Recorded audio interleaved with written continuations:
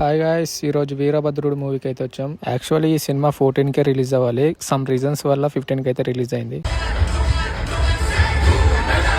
First of all ఈ cinema చూసినంతసేపు RJ Balaji సినిమాలో సూర్య ఉన్నాడా లేదంటే సూర్య సినిమాలో ఆర్జే బాలాజీ ఉన్నాడా అనిపించింది. అలాగే సినిమా స్టార్ట్ అయిన 40 minutes కి సూర్య అయితే ఎంట్రీ ఇస్తాడు. రన్ టైం కూడా చాలా తక్కువ ఉంటది. ఇలా వచ్చి అలా పోయినట్టు ఉంటది.